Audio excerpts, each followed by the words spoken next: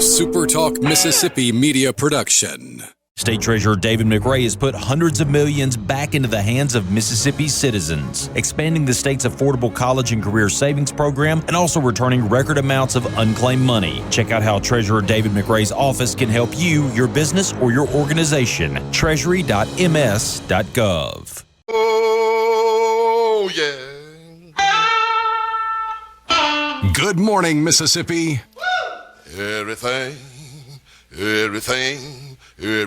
gonna be all right this morning. Mornings with Richard Cross. Oh, yeah. Here on SuperTalk Mississippi. Woo!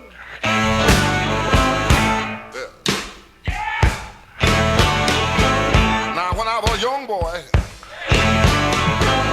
at the age of 5, my mother said I was gonna be the greatest man alive. But now I'm a man, way past 21. Hey, good morning. Welcome to the start of a new week. This is Mornings with Richard Cross, SuperTalk Mississippi, streaming at supertalk.fm and SuperTalk TV. Thanks for joining us. Thanks for starting your day and your week, Holy Week, on SuperTalk, right here on MRC. Alongside Lance Tolbert, I'm Richard Cross. Show's presented every day by Community Bank, rooted in our community, communitybank.net. C-Spire text line, even as we just step out of the gates this morning, is open to you at 601-879-4395. Right now at C-Spire, new and current plan customers can get a free phone, watch, and tablet, plus 100 gigs of data for just $90. There's more to see. Visit cspire.com today. Lance, good morning to you, sir. What's going on, my man? You have a good weekend? Yeah, it was a good weekend. Good weekend. Lot of time at the ball field, or the various ball fields over the course of the weekend. Francis had soccer, and Obi had lacrosse, and Ole Miss and Mississippi State played baseball, and Palm Sunday yesterday. So busy weekend, but really good. The weather cooperated nicely. Oh, it was beautiful weather, man. I mean, you couldn't kind of beat that off with a stick. I was hoping the rain would hold off on, I think it was, Friday? Looked like there may be a little slight chance out there, but I don't think it happened. Not was much. Great. Anyway, maybe a sprinkle or a short rain here or there. It worked out well for the dogs, yeah. Yeah. It certainly did. Well, I thought you were talking about the dogs that I put on the grill this weekend. Those two, yeah. Those worked out great. And those went down the gullet nicely. Yeah, absolutely. I love some hot dogs on the grill, though. It's tough to beat. Yeah? You don't mind the when they get a little charred on one side? I love that. Yeah. I like the unevenness to it, you know. There you go. It's just a bologna tube. I mean, that's what a hot dog is, right? Yeah. Paul on the C-Spire text line. Richard, how about them dogs? Yeah. How about them? Congratulations. Really, really good baseball team. Really good baseball team. Do a lot of things well. You should enjoy it. Absolutely should. It's going to be pretty nice today across the state. Chance for rain in some spots. And that's going to be kind of the case throughout the course of the week. Booneville, you've got a high of 79 today with a low of 55 tonight. Thunder showers likely with chance of thunderstorms. Winds around 9 miles an hour, maybe gustier at times. But the amount of precipitation, even if the thunder showers are likely, is very, very low, about 3/100ths of an inch. Isolated, scattered. We'll see how that plays out.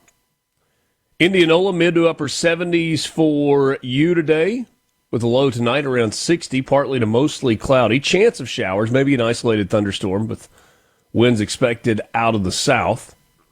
Central Mississippi, Crystal Springs, 78 to 82 for your high today in Crystal Springs and the surrounding areas.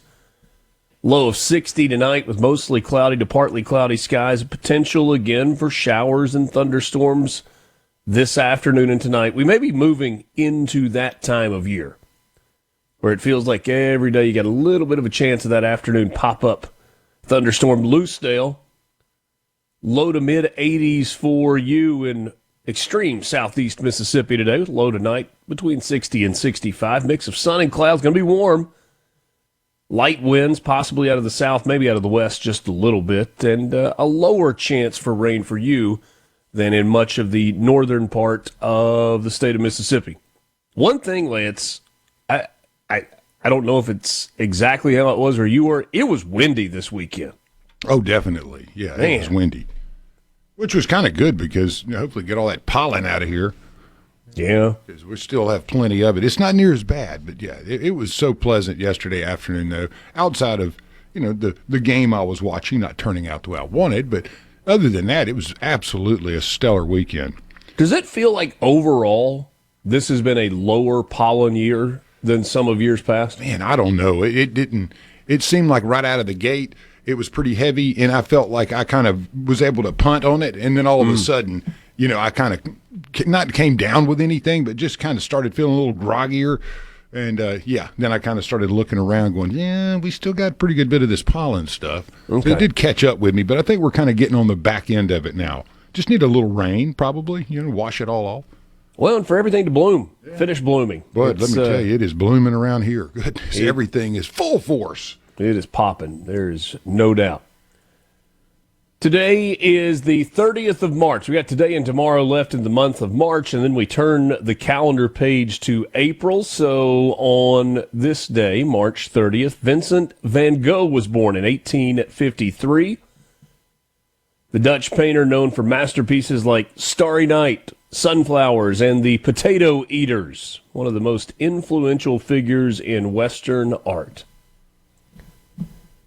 Van Gogh might be the one among the crazy famous artists whose names you always recognize. Van Gogh, Rembrandt, and, Well, he did a great job. Like. Well, he did a great job promoting himself. He had the great self-portrait, if I remember. And then wasn't he the crazy one that cut his ear off and sent it to his lover? And she didn't really appreciate that too much, so that one went by the wayside. Some of those dudes are a little crazy, Yeah. So, yeah, you remember those a little better. I guess I was just thinking, like, if you said, hey, Richard, you've got to spend some insane amount of money on a famous art piece, Van Gogh might be the way I'd want to go. Yeah, Monet, Manet, Van Gogh, all those are excellent choices. Yeah. Eric Clapton, born on this day in 1945. Man, that cat can play the guitar. Pretty good singer and songwriter as well. Multiple-time Grammy winner. Rock and Roll Hall of Fame inductee. Layla, Tears in Heaven, Wonderful Tonight. And he looks like a professor in his older age. He looks like he's like the music professor, and he still can just jam. He is 81 today. Yeah.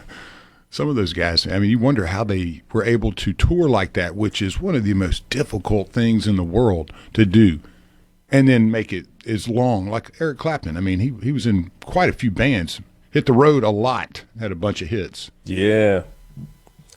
Warren Beatty was born today, March 30th, 1937. Actor, director, producer, starred in and directed films like Bonnie and Clyde, Reds, Heaven Can Wait. He is 89 years old today. I'm a big fan of Heaven Can Wait. That is a really good movie, a sleepy one. You gotta go find it, but it is a really good one. Celine Dion, born in 1968, seems to have reinvented herself a bit. The just globally famous Canadian singer with that big, powerful voice, known for massive hits like My Heart Will Go On and Because You Loved Me and all of those others, big ballads, and had some voice issues. Kind of shut it down for a little while and has come back from that. Did I read that she's about to do another Vegas residency? Oh, I don't know. I heard she was back at it, though. Yeah. The voice was healed. 58 years old today for Celine Dion. 64 years old for MC Hammer. Yeah, that's how we living, and you can't touch this. Look at my eyes, man, you can't touch this. Yo, let me bust the funky lyrics. 1990, with his iconic parachute pants, MC Hammer popularized mainstream hip-hop, dance culture. You had MC Hammer and Vanilla Ice doing it at about the same time. Oh, what a golden era. Oh, man. You could wear anything. I mean, think about it. You could just wear whatever you wanted to, Go back and check out some of those outfits. Nothing matched. Roll called it, as one of my friends in college would say on the baseball team, that you'd show up with like a purple hat and green socks and yellow shorts, and he said, "Man, you roll calling today, ain't you?" What do you mean? Yeah, you got every color in the rainbow on. That was the 80s and 90s. That toured around the world, from London to the Bay. There you go. Good stuff, man. Oh, how about Tracy Chapman, born on this day in 1962, the Grammy-winning singer and songwriter known for folk rock hits like Give Me One Reason, Talking About a Revolution, and, of course, Fast Car, 64 years old today. American crooner Norah Jones, born today in 1979. Thomas Rhett, popular country singer-songwriter. He was born in 1990, which will likely make you feel a little old. And then there was, back in 1811, who could forget high school chemistry class, Robert Bunsen, co-inventor of the Bunsen burner, born on this day in 1811. Just getting started with you. Mornings with Richard Cross, Super Talk, Mississippi. We're back after this.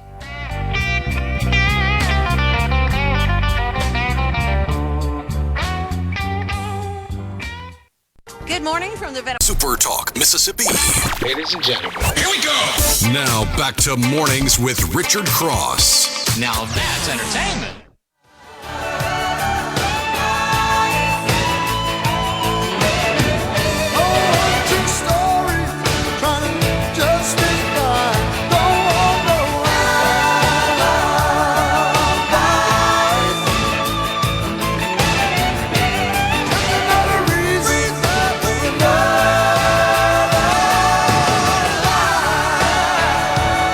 You got there? Clapton?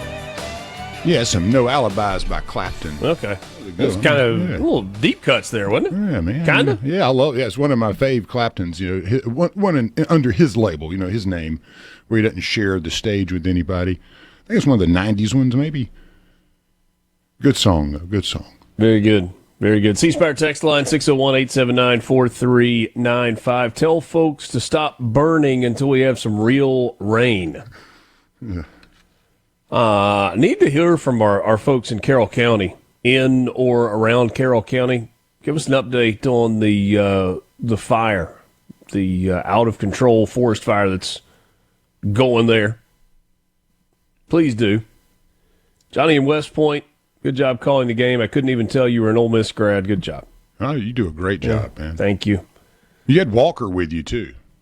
Right. Todd Walker, yeah. I love Todd. I pitched against Todd. He was a tough out, dude. That son gun could hit.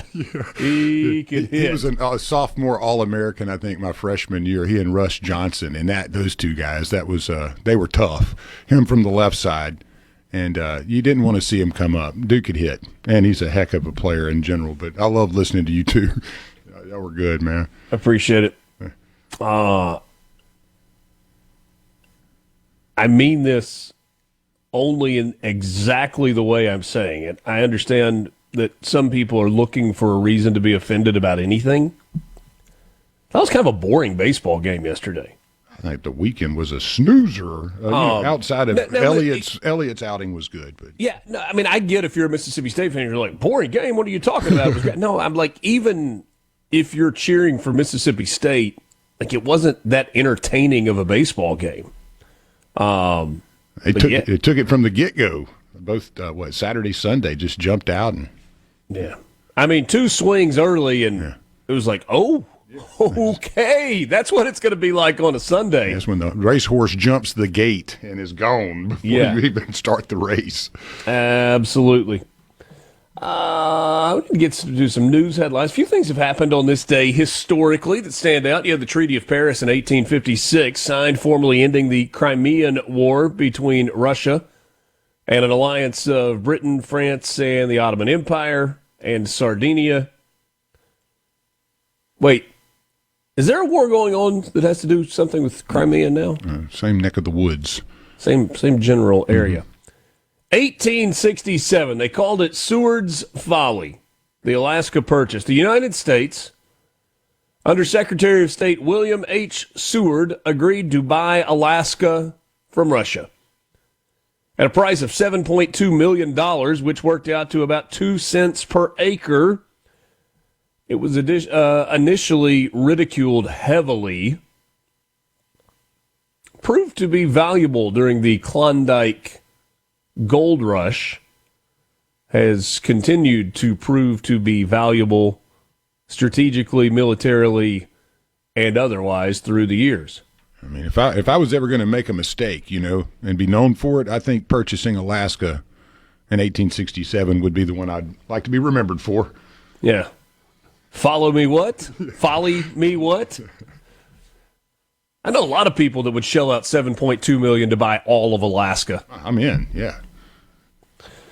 Today in 1870, you had the ratification of the 15th Amendment to the U.S. Constitution, guaranteeing that the right to vote could not be denied based on race, color, or previous condition of servitude. Enforcement of the 15th Amendment proved difficult for many years to come. Today in 1964, it was the premiere of Jeopardy! The iconic American game show aired for the first time on television. Art Fleming was the initial host. Remains one of the longest running and most popular game shows of all time.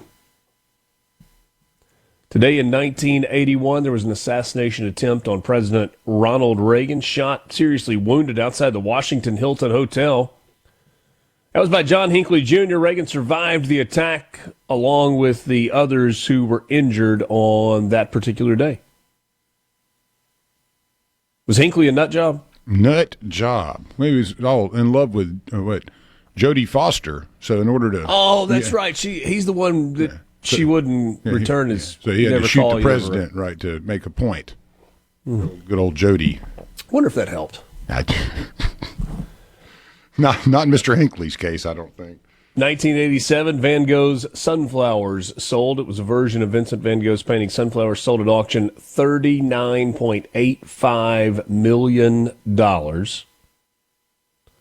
highlighting the booming art market. I said I wouldn't mind having a Van Gogh. There you go.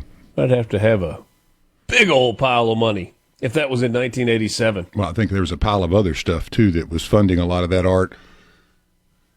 You talk about the 80s, that was that era in which, you were looking for things to put all your newly found riches into. And, art's one that's very easy to kind of launder it in. It's a process there to launder that money. 1842, Crawford Long used ether anesthesia for the very first time in surgery. Huge advance in modern medicine. All right, let's get to some news headlines for you on this Monday morning, the 30th of March. A back and forth affair over teacher pay raises inside the Mississippi Capitol. A debate that technically died before being revived during this legislative session is expected to end with K through 12 educators statewide receiving a bump of $2,000 to their salary. Senate on Sunday unanimously voted to fund the pay increase for teachers in the public school system, while conversations in the House affirmed that the chamber will follow suit. Special ed teachers, assistant teachers, speech therapists, and school psychologists will all receive the same pay increase. There's a larger increase for school attendance officers, a $5,000 bump there as the legislature continues to fight efforts over chronic absenteeism.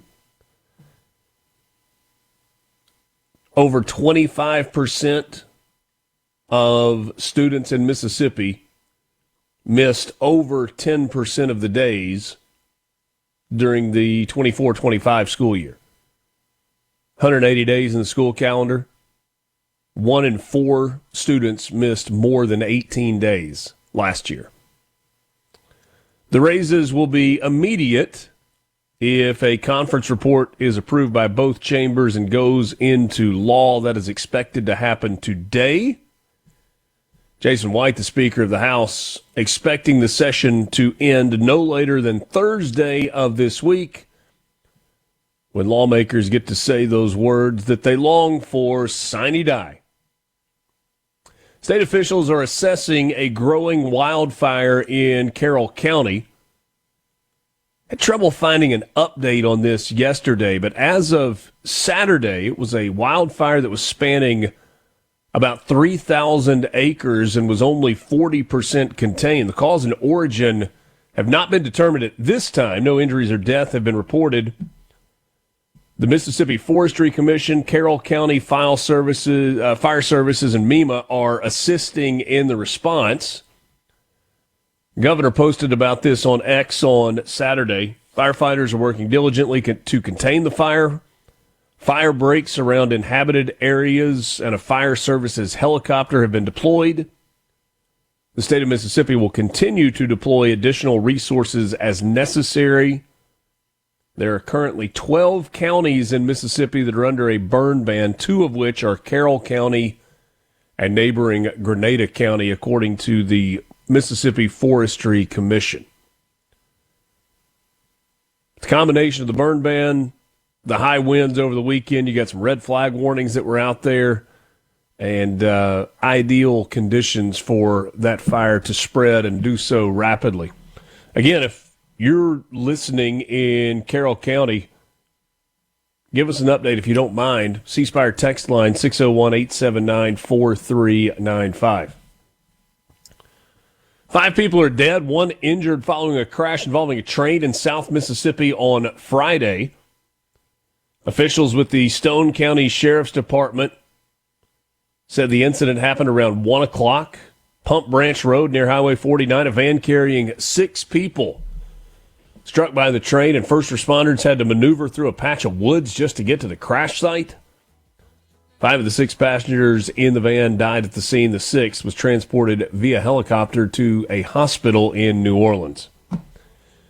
And finally, Swiss food giant Nestle says about 12 tons or nearly 414,000 Kit Kat candy bars were stolen after leaving the production site in Italy earlier, I guess that was last week, in Poland.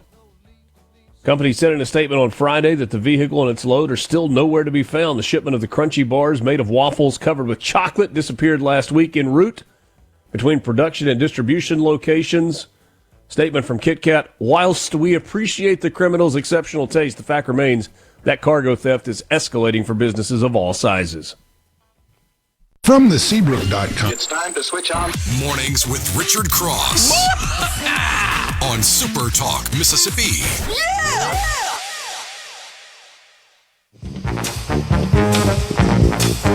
Well, my feet can't fail me now. My feet can't fail me now. My feet can't fail me now. My feet can't fail me now. My feet can't fail me now. My feet can't fail me now. My feet can't fail me now. My feet can't fail me now. A video this morning from one of our friends in Carroll County, I believe, said the fire now about 70 to 75% contained, 4,500 acres burned in Carroll County. Pretty rough terrain. And again, I don't think we've got any reports specifically on how it started. There are probably some guesses that lots of us could take, but who knows? You just hope it's not something that was malicious or intentional. And if you get past that, then you deal with it, but pretty significant burning there. I read somewhere,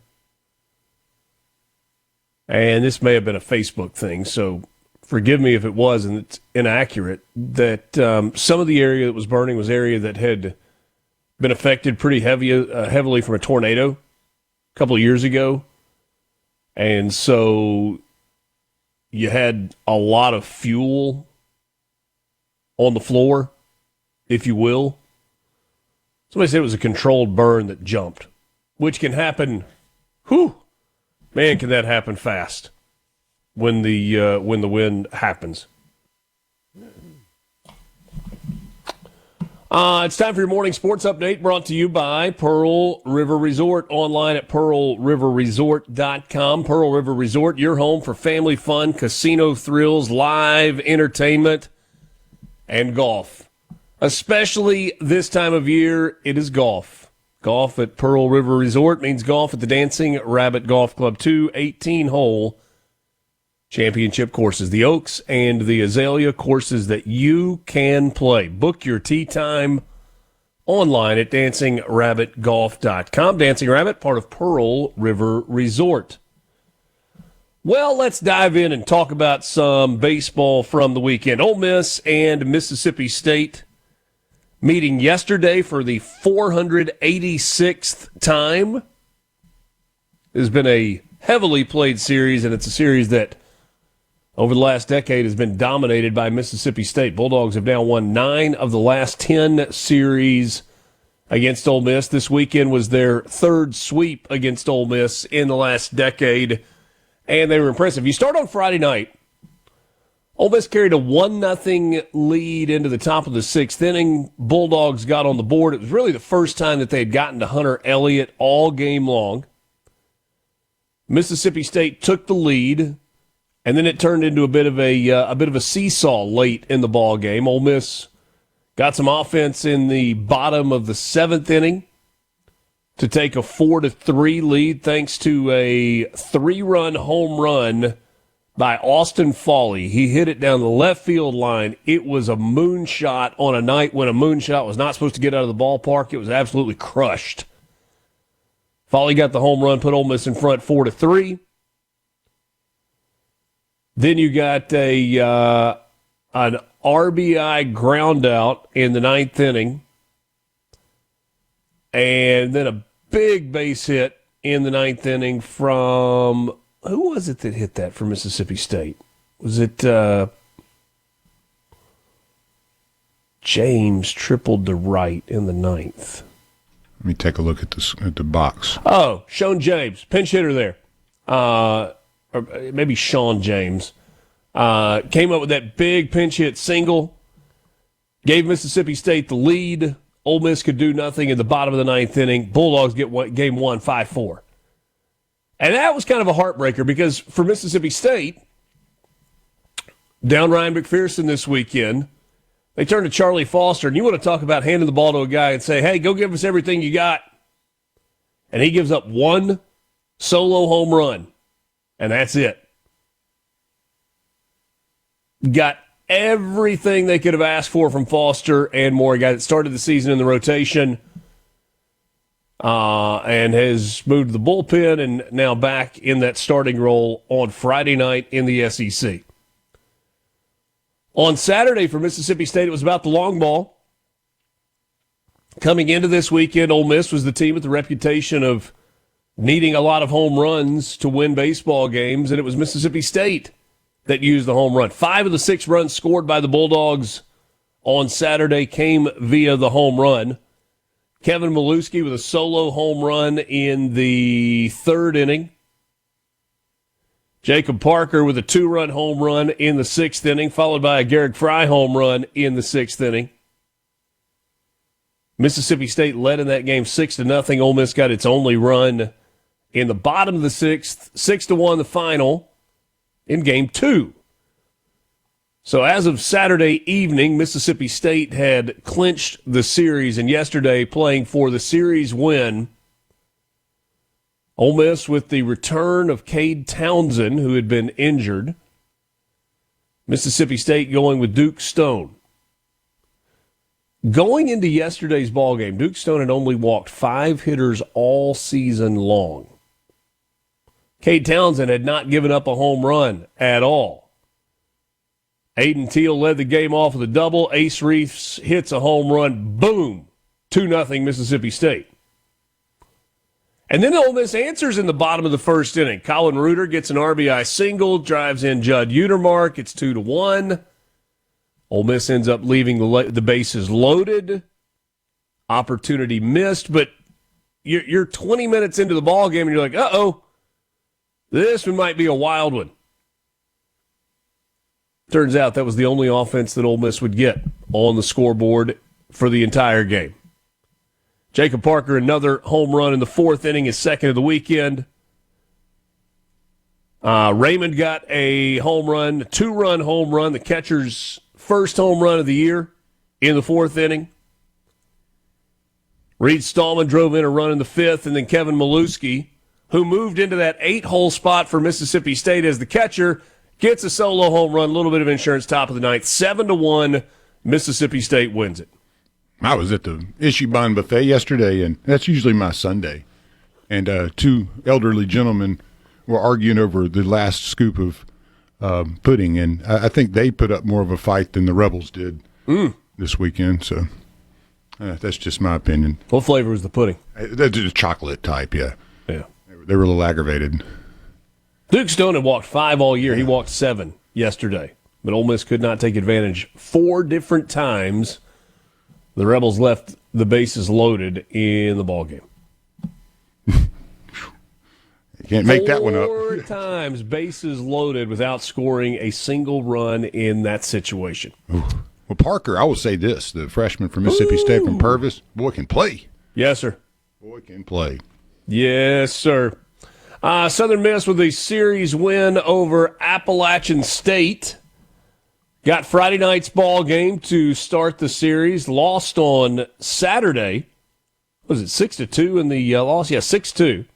So they win 6-5 and had to come from behind to do so. They lose 6-2 on Saturday, and then yesterday they got the sticks out. 13-4 the final yesterday for Southern Miss. Got a 2-hit game out of Kyle Morrison. He drove in 3 and scored a pair of runs. 3 driven in by the DH, Gray Eubanks. Golden Eagles get 2 out of 3. They improved to 21-7 on the year. 5-4 in conference play. See, Southern Miss this week has Southeastern Louisiana. So they got Sela at home on Tuesday, and then we'll travel to Old Dominion this coming weekend. Mississippi State hosts Georgia this weekend in Starkville, and Ole Miss goes to Florida. Headed to Gainesville this weekend. The Final Four is set for Indianapolis. Man, what a game yesterday. Let's go back to Saturday, though. Arizona, no trouble with Purdue. Beat them 79-64, despite trailing by 7. How about that?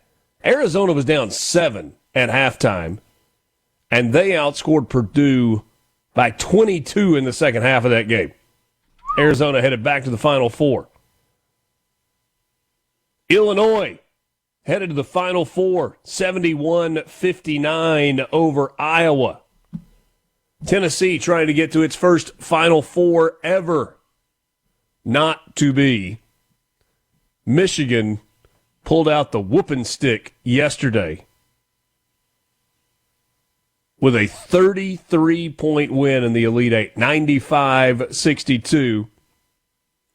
And then perhaps the game of the tournament, the final Sweet 16 game, the number 1 seed Duke, the number 2 seed UConn. Duke led by as much as 19. A 15-point lead going into the locker room. They were up 2, 72-70. About 10 seconds left in the game. Inbound pass after a made free throw under their own basket.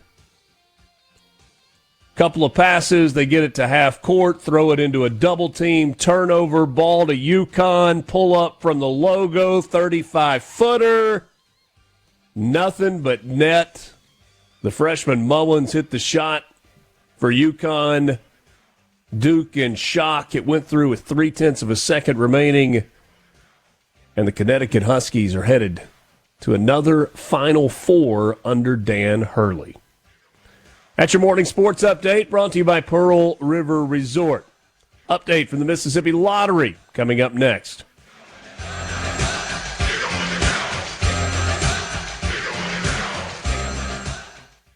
Good morning from the Venable. Mornings with Richard Cross. People want to hear the truth, man. That's what we're going to do. Super Talk, Mississippi.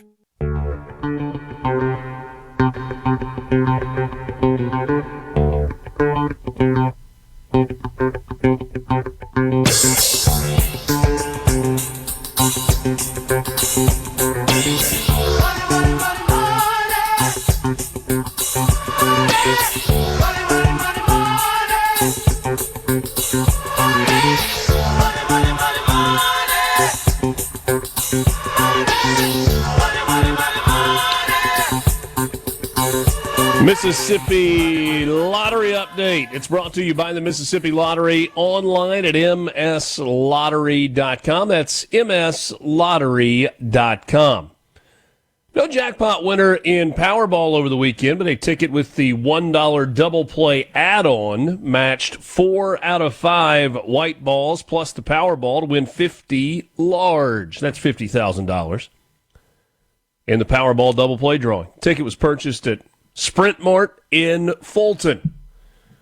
Estimated jackpot for tonight in the Powerball, $180 million, $81 million, give or take, the estimated cash value. Saturday night's numbers were 11, 42, 43, 59, and 61. The Powerball was 25.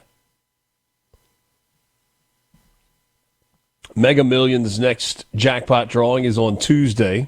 Jackpot up to $80 million with a cash value of $35.6 million. Last week, busy week for the Lottery Claims Office. They paid out nearly $1.2 million, while retailers across the state paid out about $5.2 million to winners on lottery tickets. Winners like a Yazoo City woman that won $3,303 on a ticket from Walmart fuel station in Yazoo City. That was on a cash 4. Winners like a Pontotoc man that won $2,500 on a cash pop ticket from Warrior Express in Pontotoc. And an Aberdeen woman who won $10,000 on a $5 Lady Luck ticket from Shell 45 in Aberdeen. A lot of winners, including a Madison man that picked up $10,000 on a ticket from Circle K in Madison on a $30 Millionaire Maker scratch-off.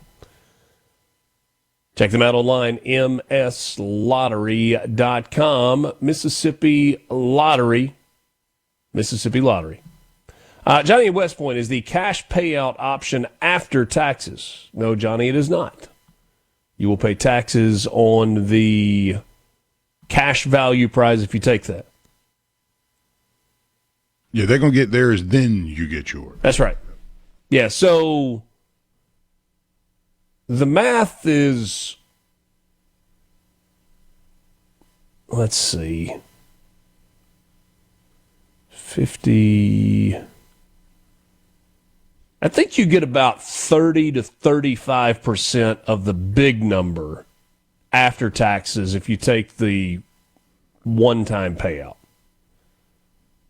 And that number used to be larger, but it has to do with annuities and interest rates and markets and anyway. At this point, Johnny says, so the government really wins the lottery. Well, they hold your hand in that, yeah. Mm-hmm. They, man, you think about how many people go bankrupt? Maybe the government, the only entity that is more irresponsible with its lottery winnings than the actual jackpot winners. Hadn't really thought of it that way before. Show me what you did.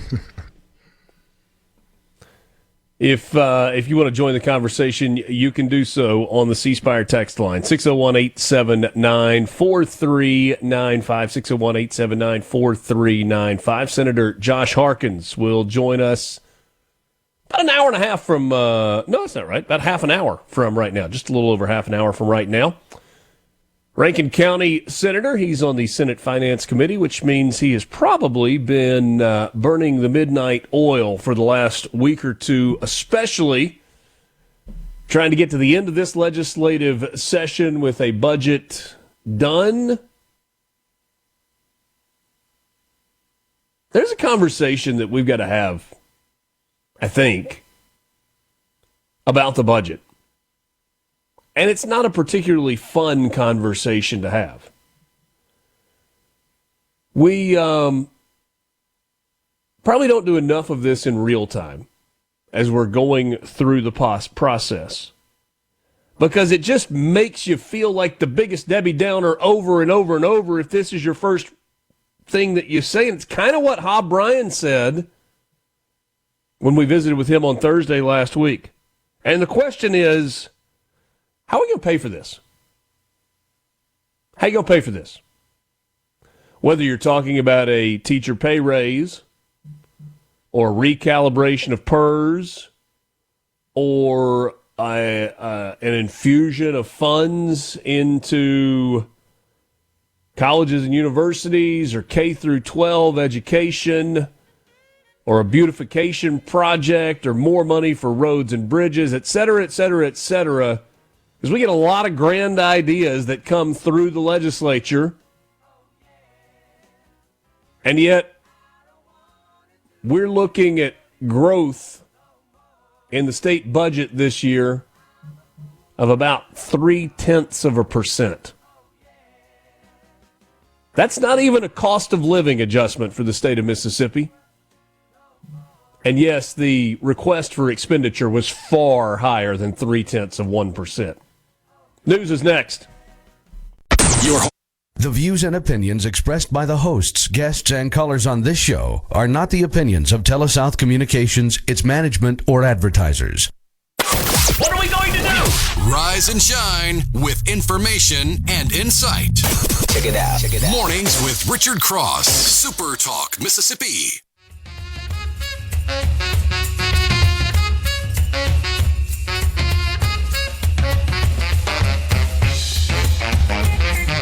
Just after 7 o'clock on this Monday morning with you. It is Mornings with Richard Cross on Super Talk, Mississippi. Thanks for joining the conversation. The show is presented by Community Bank. We're more than just a place to manage your money. We're your neighbors, your partners, and your trusted financial advisors. For decades, we've been rooted in our community, helping families, small businesses, and individuals achieve their dreams. Whether it's opening your first savings account, planning for a brighter future, or growing your business, we're here every step of the way. Dedicated to our customers, committed to your success, and always here when you need us. Community Bank, rooted in our community, member FDIC. Don't forget that this hour of MRC is brought to you by MWG, Employer Services. Running a business is tough, and if you're struggling with HR, benefits, and payroll, you're not alone. That's where MWG Employer Services comes in. They can provide a full range of employer services, plus a custom plan that fits you. Give them a call today, 601-206-7966, or go to mwgemployerservices.com. Thanks for joining us this morning. C Spire text line is open at 601-879-4395. Love to hear from you. A reminder that right now at C Spire, new and current customers can get a free phone, a watch, and a tablet, plus 100 gigs of data for just $90. There's more to see. Visit cspire.com today. Alongside Lance Tolbert, I'm Richard Cross. Lawmakers, at least most of them, briefly went home this weekend. It was not the full-on everybody stays and works for, 54 hours straight on a budget.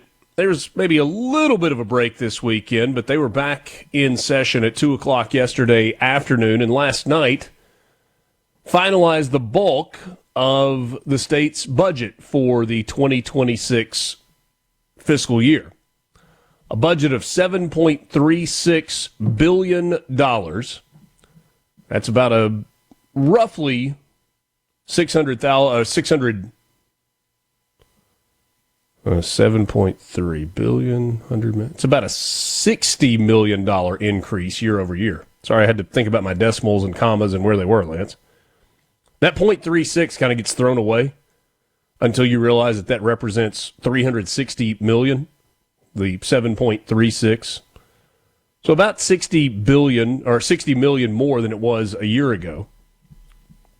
They've got to pass the final budgets today for a half dozen or so state agencies, but on track to spend roughly $225 million more on state services than in this current year, about a 3% increase. Here's what that means. It means there's not much extra money to go around. When your cost of services that are provided by the state goes up $225 million and your revenues do not go up an equal amount, that means discretionary spending is relatively low. One of the big things, and we mentioned this in the last segment, is a $2,000 pay raise for K through 12 teachers, assistant teachers, school psychologists, with a larger raise in there for school attendance officers. Appropriators have been working hard on this budget for, a couple of months, honestly, for most of the session. The vote in the Senate had all but one yay on the budget in terms of approval. That one nay was from the senator that we visited with on Thursday of last week. It was from Hob Bryan, Democrat from Amory. He said state money is spread thin over the needs of state agencies, largely because of recent tax cuts and the ongoing phase out of the state income tax passed last year. He says it's very obvious this budget is the first splash of water from what could be a Category 5 hurricane. And Hob Bryan said these are self-inflicted structural deficiencies. Less tax revenue coming in, which means less money to spread around. So what does that look like in this year's budget? And we do not have the full text. One of the things that's going to be interesting to see, we know that the state of Mississippi has roughly $2 billion in the bank. And are there things that are going to be funded as one-off special allocations this year that will dip into those reserves that are outside the budget? My guess to the answer to that question is yes. That's an educated guess. But until we get the final full appropriation from the legislature, we're not going to know exactly what those things are. Expect to have that at some point later today, I think.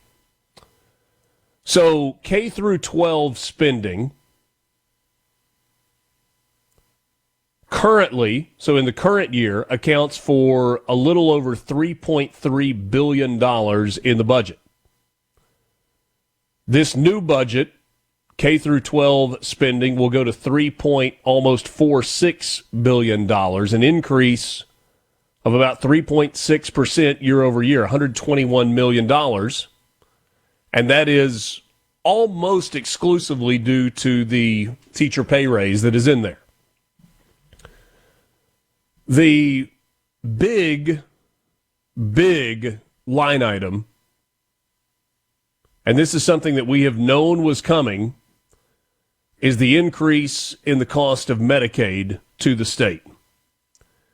In last year's budget, Medicaid accounted for a little over $1 billion.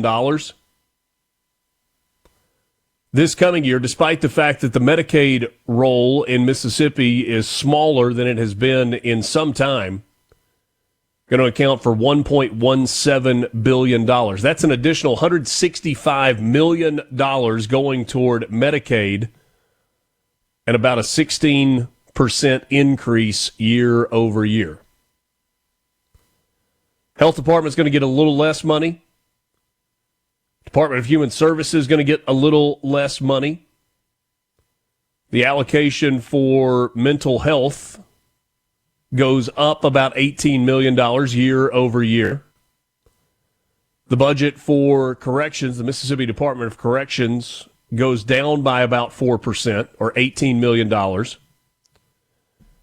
Colleges and universities was pretty close to flat, about a $3.5 million increase year over year for our universities, from $914.5 million to $918 million.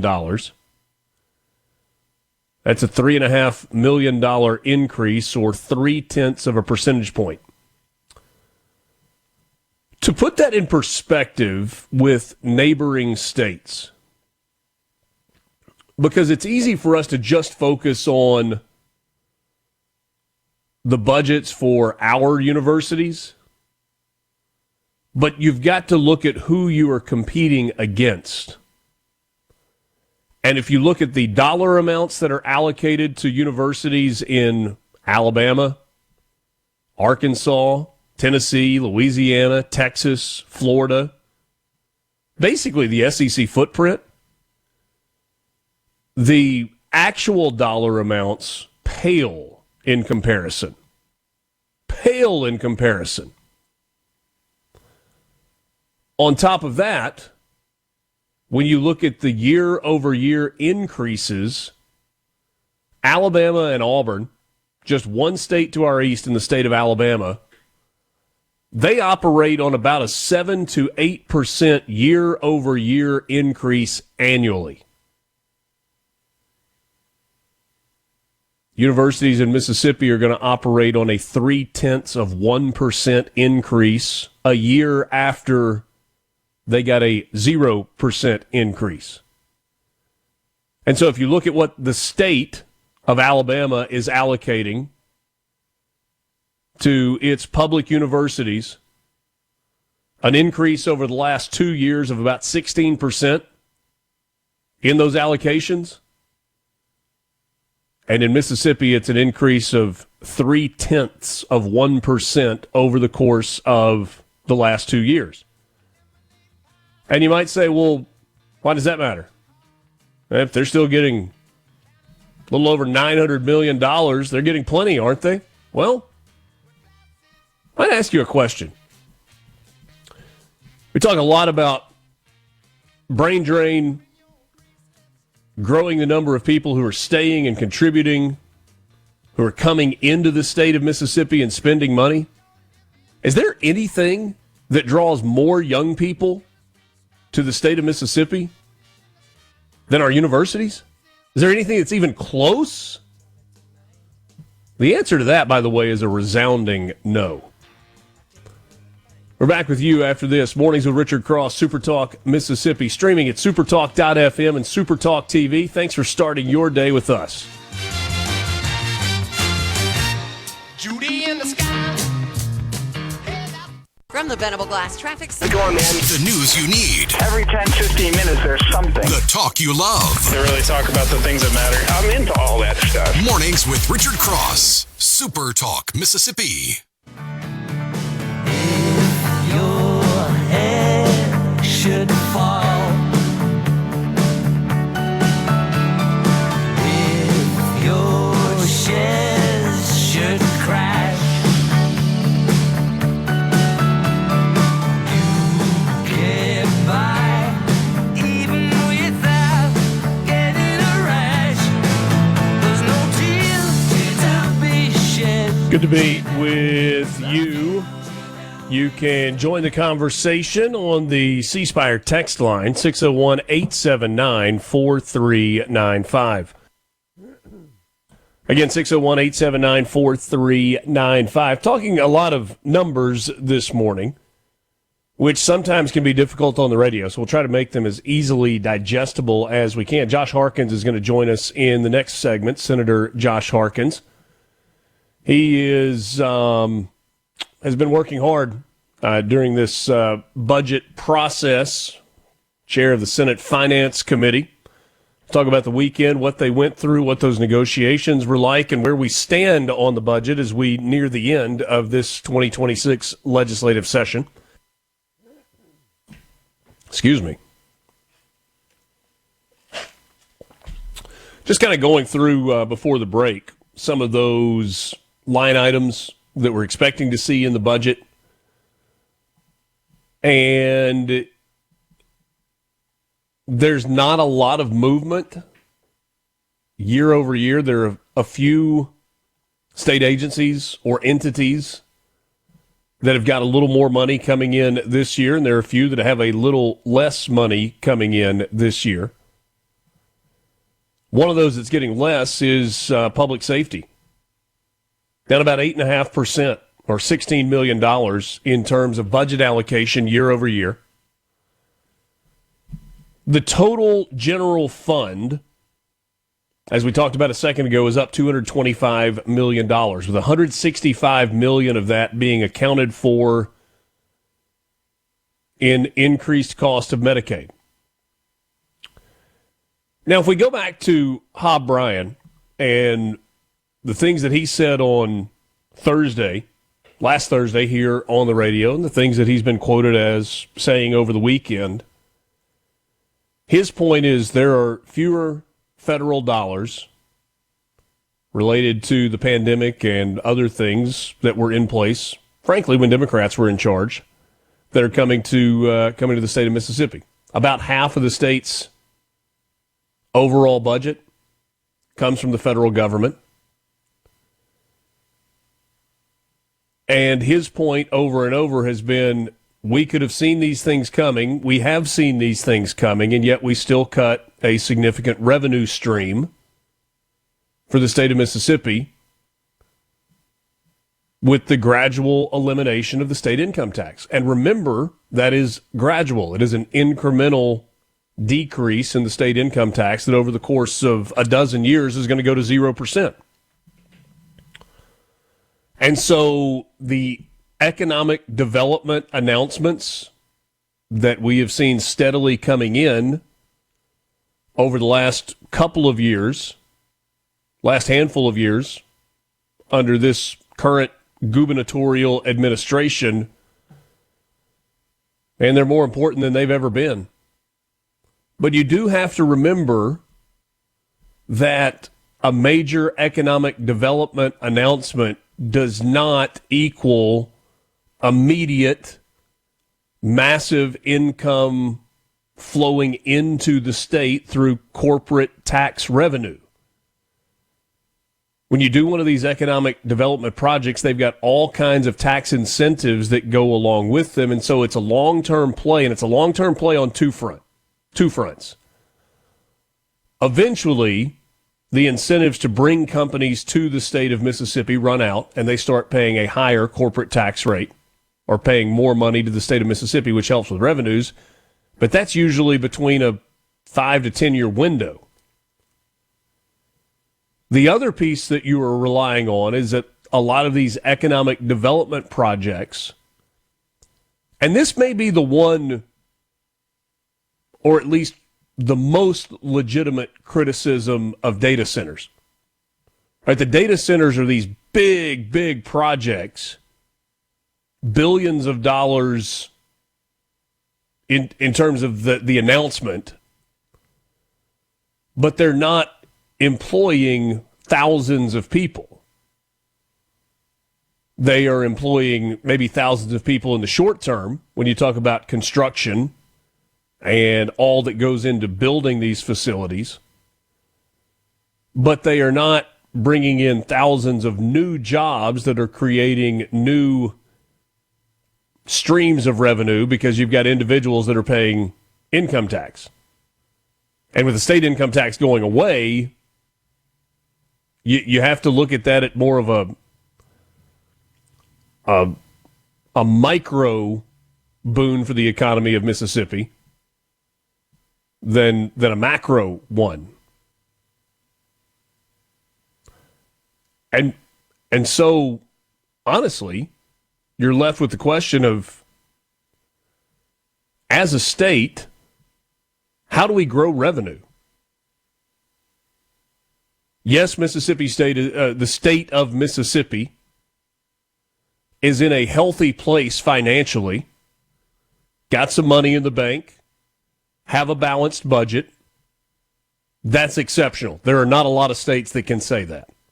When you look across all 50 states in the United States, Mississippi is in a better financial position today than a lot of other places are. But as you move forward, if there is less federal money coming in, of which Mississippi has relied on heavily, and you're doing away with one of the income streams in the state tax revenue as the state income tax goes away, how are you making up for that money?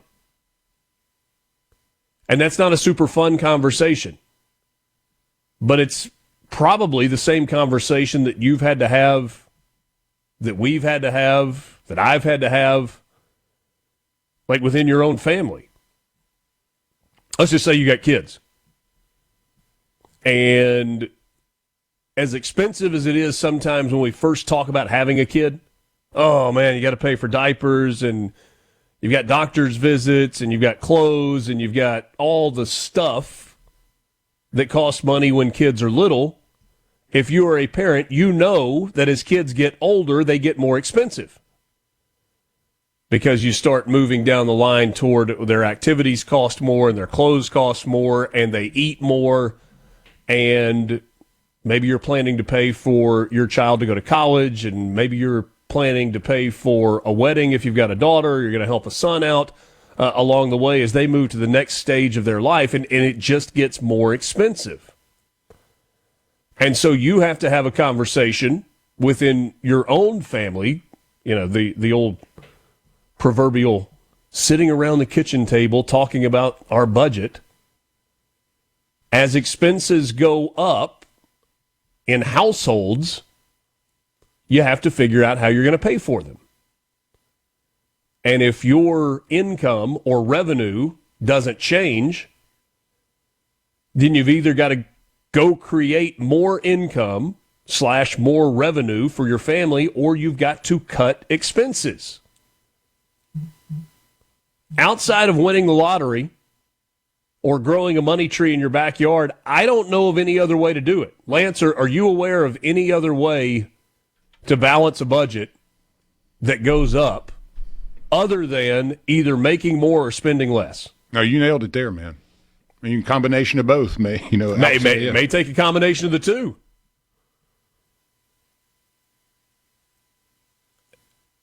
Mississippi's overall budget, the total general fund, is growing at a slower rate even than inflation. Like not even keeping up with inflation, which is significantly lower now than it was just a couple of years ago. And so those are the hard questions that legislators have to ask, and they have to answer as well. The House did not join the Senate over the weekend in passing the proposed framework for the $3.4 billion K-12 education budget that is expected to happen today. Dennis DeBar, who is chairman of the Senate Education Committee, hand-delivered the conference report for general education legislation to the House and said, I don't know why they wouldn't pass it yet. Everything I've discussed in the appropriations bill is in that conference report, a few other things that we incorporated. Again, there is an expectation that is going to happen today. And remember, there was a bill that died in committee where the state of Mississippi is going to have to come up with $126 million because of the number of errors that exist in SNAP payments. There's a federal threshold where you got to be below a certain number, and because there's a fairly antiquated system of measuring that in Mississippi, the error rate is too high, and we're going to have to come up with that money going back to the federal government just because we didn't dot our I's and cross our T's. How that bill died, I don't know and don't understand. Senator Josh Harkins joins us next. From the Seabrook Diet of Mornings with Richard Cross is brought to you by Covington County Hospital in Collins, where your health matters. Coffee, conversations, and clarity. What a great way to start your Mississippi day. Mornings with Richard Cross on SuperTalk Mississippi. The heat is on the street. We got the coffee and we got the information. Hopefully we get some clarity as well. Mornings with Richard Cross presented by Community Bank. Rooted in our community, communitybank.net. Alongside Lance Tolbert, I'm Richard Cross, pleased to be with you and happy to welcome in the chairman of the Senate Finance Committee, Senator Josh Harkins. He joins us in studio this morning. Good morning to you, sir. Good morning, Richard. How are you? Doing well. Appreciate your time. Congratulations on almost getting to the finish line. We're close. We're closer than we've ever been. Yes. And when we finish this interview, I guess we'll be even closer then as well. Tell me about this weekend. There was a lot that was made about conference weekend a year ago. But by all accounts, people that I've talked to and outside looking in, it appears as if the budget process has been smoother this year than it was a year ago.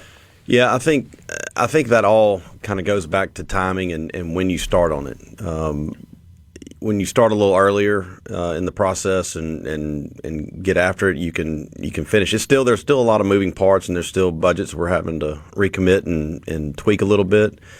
But I think when you start earlier and it gives the appropriators time to kind of go through the process, it tends to work out to where you can get most of it accomplished, so you're not up there on the weekend. But I think there's a reason why they've had it that way, and a lot of it kind of goes with the timing of the deadlines that happen over the weekend and when you're allowed to recommit bills and refile them and take original action on them. So there's a method to the madness, and with all things, if you plan accordingly and get after it a little earlier, you can avoid some of the chaos that people tend to not like so much on the weekends. But we've been up there on the weekends before, filing bills, up until the last minute at 8 o'clock on one day, midnight on another, and it's not fun, but it's part of the process. And like I said, I think the appropriators on both sides, House and Senate, got to work pretty early this year, and were able to put most of the budget together and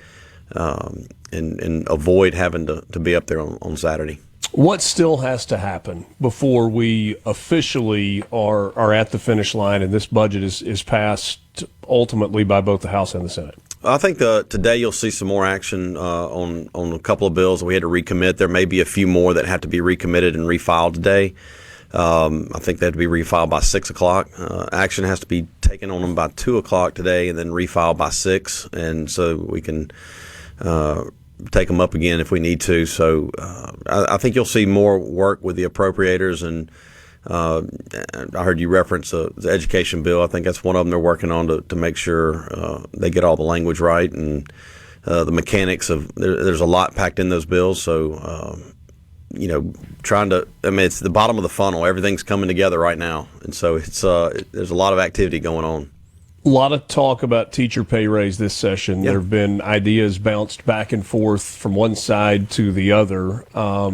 It appears as if $2,000 kind of across the board in K through 12 for teachers, teacher assistants, school psychologists, all of those people, and then a larger number for school attendance officers. We know that chronic absenteeism has been something that the lieutenant governor has talked a lot about over the last couple of years, and that allocation of money going to hire people to try and make sure kids are in school is a piece of this.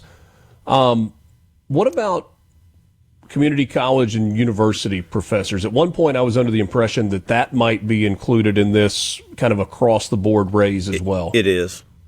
Okay. It is part of it. $2,000 for community college and $2,000 for professors. Does that fall included under the university's budgets as opposed to the K through 12 It line falls item? under IHL, and Okay. the community college will go under the community college budget. Okay.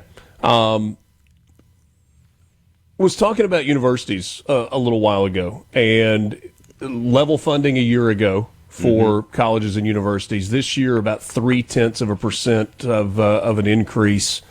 That's hard for our universities in terms of trying to retain staff, but you're faced with this dilemma of where do we get the money? Like, there are lots of things you would like to do, but only so much you can do. Is that something that's going to be important to address next year, in the year following? Absolutely. I mean, I think the Senate put out a bill, or possibly two of them, that dealt with the IHL funding formula to address, how our universities are funded, what metrics are going to be really the focus of the funding. I tend to believe that there needs to be a performance component to it, and we need to make sure that the universities are getting the students in and out in a timely manner, and they're graduating with degrees. And look, I listened to your comments earlier, and I think you're spot on. It's very important that, when we talk about trying to create an environment where people want to move to Mississippi, that is one of the biggest magnets we have in our state to attract young people. And once they get here, they tend to like it here. They tend to enjoy their time while they're at college. And in order to attract young people, you got to have universities that offer the different type of majors, so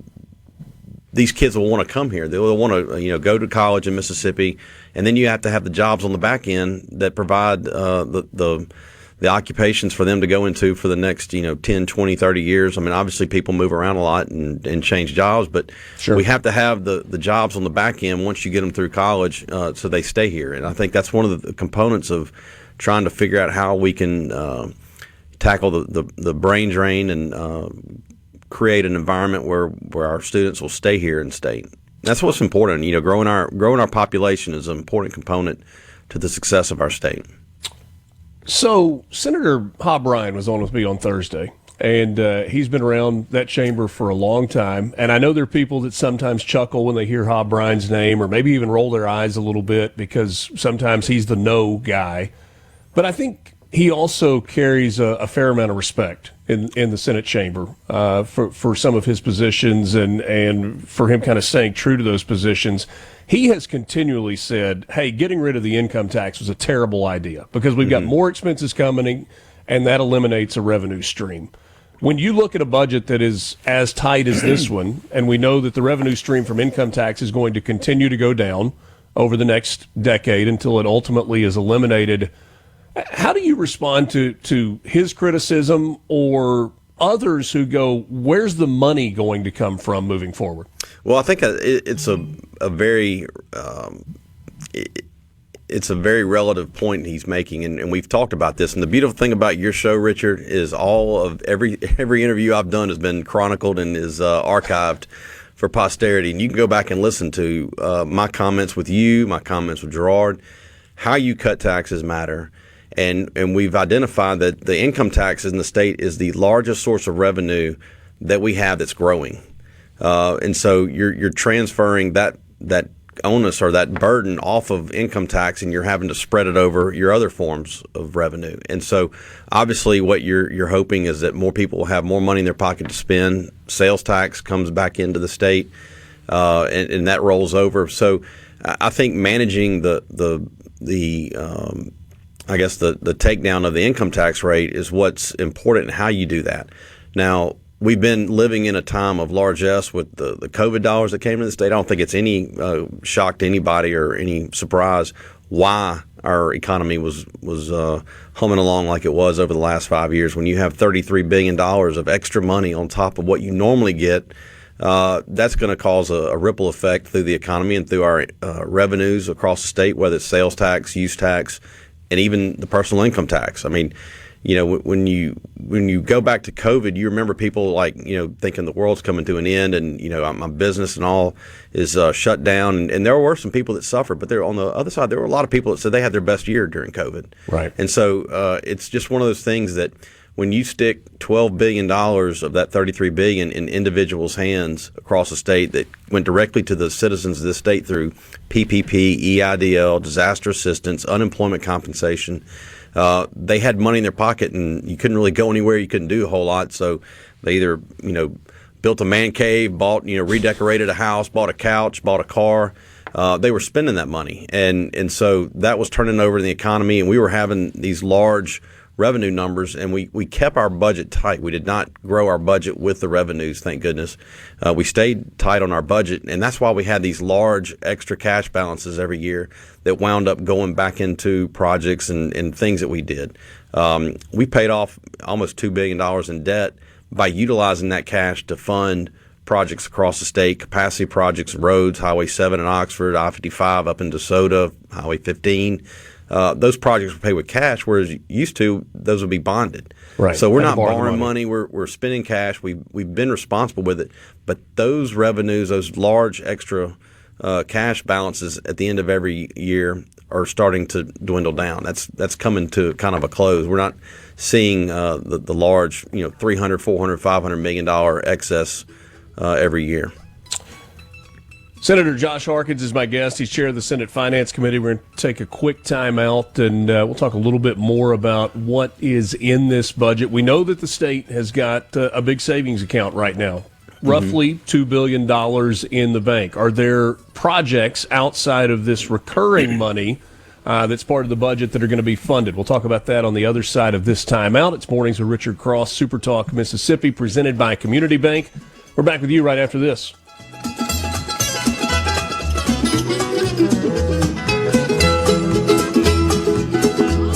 I'm sure wide world over, through cities great and small, but I've never found a love like my rose in that fall. From the Venable Glass Traffic. You're waking up to what matters. Mornings with Richard Cross on Super Talk, Mississippi. And keep me going and my engine clean. Run me ragged but I don't fret. Who doesn't need a little Tyler Childers on a Monday morning? Glad to be with you as we near the end of the month of March and we near the end of the 2026 legislative session. Senator Josh Harkins is my guest. Man, He's DJ chair. Lance. Good grief. How good is that? That was a good one. Yeah. That's how I chair, roll. I hope Wesley Walker's listening to this. Saw him in concert last year. Took my daughter to Little Rock. Mm-hmm. Really good. Really. Although he doesn't play Feathered Indians anymore, which is disappointing. I'm sure he has his reasons. Yep. What about stuff that's not in the budget? At least in terms of a recurring expense. One-time expenses, CapEx is what we call those a lot, Yeah. those capital expenditures that come out of basically the state savings account to pay for. What are we going to see when we get the full text of this budget and the appropriations bills? Well, we're still working on that part of it. Was there late last night working with my House colleagues, and what typically we fund out of that is you're funding a lot of projects through DFAs, that state assets that are our buildings that the state Department of Finance Administration manages. Maintenance on those. You got air conditioners, you got elevators, you got roofs, you got generators, you got all kind of issues across all the buildings that the state owns. And so you put money into that to help DFA manage those. And that includes all of the buildings on university campuses, of which there are 8, right? Correct. And medical centers. So you also have, I'm just talking about buildings that are outside of the university and community college system. So you get all of our universities, you get all of our community colleges and the buildings that they have on campus. We give them repair and renovation money, but there are also capital improvement project money that they get. And so you do that. There's also member projects all across the state that are, I would say comparatively speaking, they're micro investments all over the state in communities, cities, counties across the state, whether it's trying to maintain your local courthouse, trying to maintain, sewer systems and water systems and roads and stormwater. I mean, all these things are projects that we're investing back into our local communities. So we also and zero of those dollars were spent last year, correct? Correct. That's why I think there's a large amount in the capital expense fund is due to no project last year. So there's also money going into MDA, some of the programming. Our MDA markets to the world, businesses all over the place that you come to Mississippi, we've got there are funds out there that help with industry incentive funds, helping with infrastructure around projects. If you get a business that's looking to locate in a community and there needs to be some help from the state on access, on roads, on different things. And we've done interchanges. When Nissan located in Canton, we put in new interchange and really put a big investment in the interstate system. Same thing on 20 with Continental. There's all these funds that help to make the situation right where companies choose to locate in Mississippi. And that's usually infrastructure and things that are happening around the site or direct investments with site preparedness. And that's something we've invested in lately in bringing industrial sites up to shovel-ready status, so to speak. So, I'll say in the old days, but when I first got here, people were, they'd take a company out to a plot of land and say, imagine all these trees gone and we can flatten this out, we can get a road in here. Well, now they need it actually done. And I think speed to market is what has helped Mississippi land several deals, SDI. You think about it in Columbus, you think about the projects up in North Mississippi, Holly Springs area. Sure. I think those are the reasons why Mississippi has been so productive in our economic development is we've made an investment in site development and preparing these sites to be shovel ready, where they don't have to imagine, 3 years down the road of what a property could look like in order for them to make a decision whether to choose Mississippi. It's ready to go.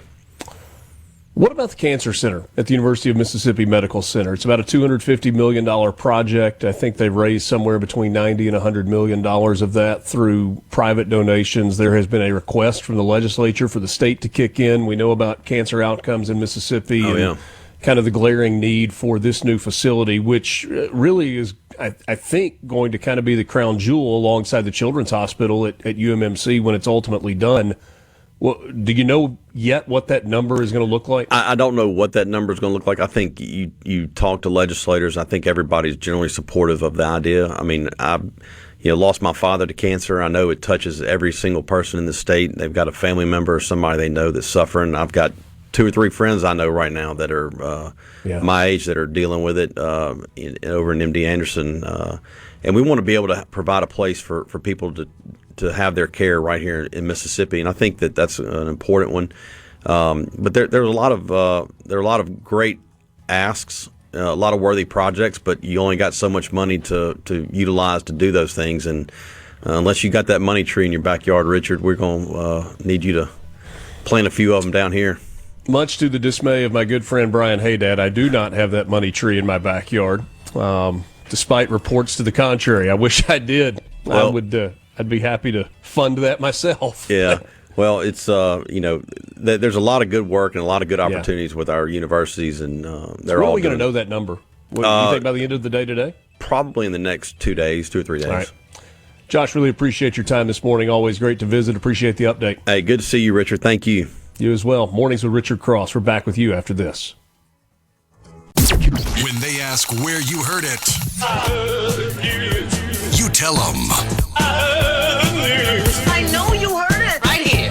Mornings with Richard Cross on SuperTalk, Mississippi. Shake down, break down, take down. Everybody wants it to the crowd tonight. Break down, take down. You must have. Appreciate the time with Senator Josh Harkins, chair of the Senate Finance Committee, giving us a little bit of insight into this budget that is coming in the next couple of days. And I thought it was interesting that he said probably be the next couple of days before we have a kind of a final reckoning, or at least a final clear understanding of some of the allocations of dollars to projects and requests that have been made by different entities within the state. We were talking specifically about the University of Mississippi Medical Center's Cancer Center that has, as of the end of January, raised a little over $90 million. They're between, I think, $90 and $100 million raised. The request to the state legislature was for about $100 million to go toward that project. There's also been a request at the federal level with Cindy Hyde-Smith and Roger Wicker and Michael Guest and others who are trying to get some federal funding for the Cancer Center, upward of $40 million. If there is a remaining balance, then that'll be bonded out, money borrowed to finish the project and paid back over time. And that's a pretty significant need, an extremely significant need in the state of Mississippi right now. Working on National Cancer Institute designation with this project. There are only 73 of those across the entire country, and none that are particularly close to Jackson and central Mississippi. So that would be a huge win for the state of Mississippi. Mornings with Richard Cross is presented by Community Bank. We're here for every part of your financial journey. Looking to manage your personal finances, our banking services make it simple, secure, and tailored to you. Ready to grow your business? We offer expert guidance and custom solutions to help your business thrive. Dreaming of a new home? Our mortgage specialists are here to make the process seamless. All designed with you in mind. We're more than just a bank. We're your partner for life's biggest moments. Community Bank, rooted in our community. Member FDIC, equal housing lender. A reminder to you that the C Spire text line is open, 601-879-4395, 601-879-4395. With C Spire, it's easier than ever to get all the devices you want in one move with the Ultimate Connect bundle. Right now, new and current customers can get a free phone, a free watch, and a free tablet, plus 100 gigs of data every month for just $90. That includes the new iPhone 17 and the Samsung Galaxy S26 for free. The free smartwatch and a free tablet to go with it. So don't wait. There's more to see. Visit cspire.com or stop by your local C Spire store today. Let's grab a few messages on the C Spire text line, 601-879-4395. Andy asks, how much are they proposing in terms of increase for K through 12 education budget? That number is $165 million. So $165 million year-over-year growth in the K through 12 budget. This year, the number was $3,336 million. In the new 2026 fiscal year budget, that number is $3,458 million. And so when you're talking about a $7.37 billion budget, about 40% of the budget is K through 12 education. It's the single biggest line item in the budget by 3x. A massive amount of money going into that. Andy says, I assume that is basically the $2,000 teacher pay raise. Boy, there's a group that isn't happy, and it's no one but the legislature's fault, dangling such an impressive carrot in front of them for months to end up at $2,000.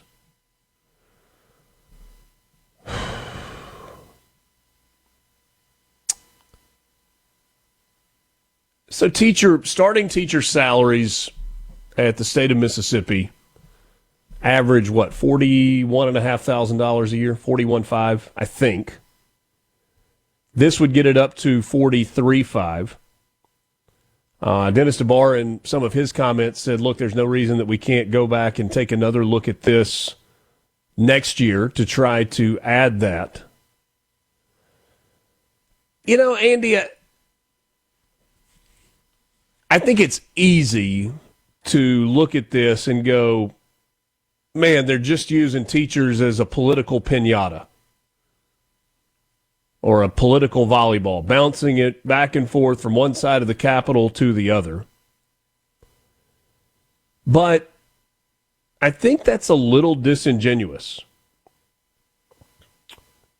I think we asked the question, and it's not really a fun question to ask, but when we were seeing those numbers of $5,000 and $6,000 being bounced back and forth,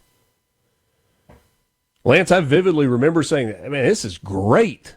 How are we going to pay for it? Yeah. Because you knew, if you were paying attention, going back to when Medicaid, the Office of Medicaid submitted their budget request, and everybody, or almost everybody, was taken aback a little bit with just how big the increased request was for Medicaid. About $400 million more this year than last year. And I think everybody knew that the ask was going to be bigger from Medicaid, but I'm not sure that most realized it was going to be quite that big. And so you get to this question, Andy, of, all right, is the $2,000 teacher pay raise good? I would say most people would say that more money in their paycheck is good. There's some that would counter very quickly, well, that doesn't even cover the cost in increased health care over the last fill in the number of years. I don't disagree with that. But the cost of increased health care was going up for teachers and everybody else, regardless of a pay increase.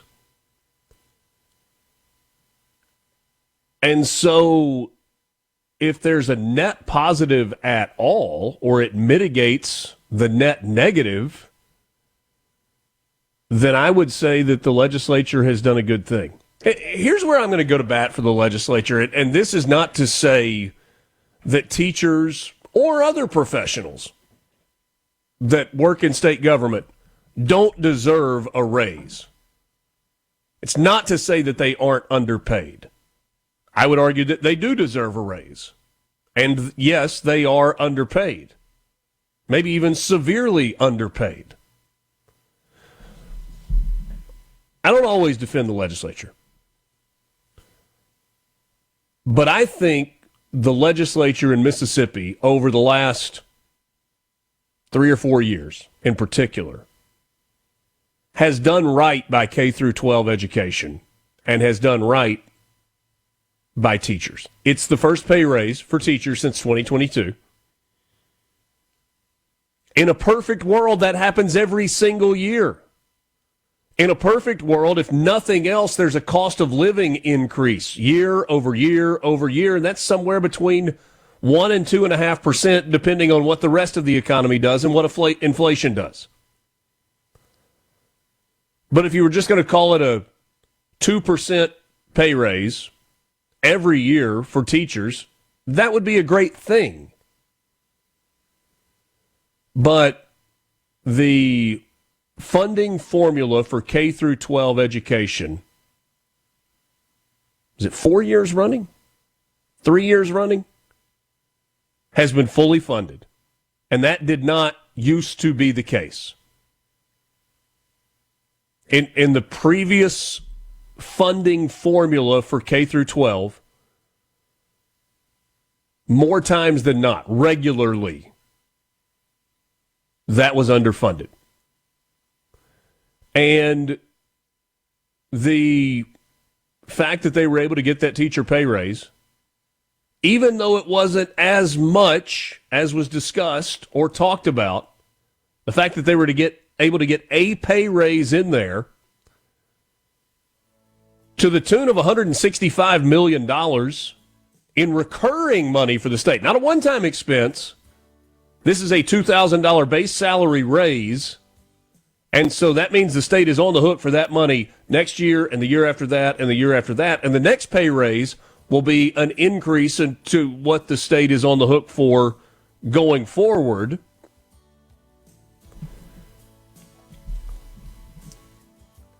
You always want to do more. You want to do more for your kids. You want to do more for your wife. You want to do more for your husband. You want to do more for your parents. But there are constraints that you have to work within, i.e. the amount of money that you have overall. And while, yes, teachers are so vitally important to the future of the state of Mississippi, they are not the only group that has to be funded. Back with you right after this. Mornings with Richard Cross, Super Talk, Mississippi. From the Bendable Glass Traffic Center. Super Talk, Mississippi. You heard it here first. Mornings with Richard Cross. Here comes the blues.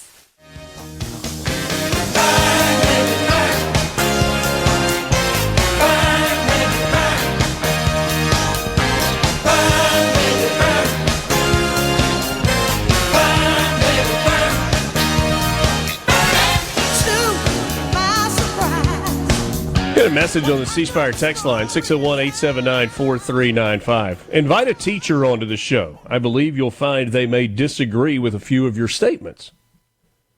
Which ones? Like what did I say a moment ago that was even remotely controversial? I don't know that I said anything that was like for agreement or disagreement. Are they going to disagree with what I said when I said, I think teachers deserve more money? I think teachers in Mississippi are underpaid. I also think the legislature has done right by teachers and K through 12 education writ large by fully funding, increasing the amount of funding, and finding a way to give teachers a pay raise this year.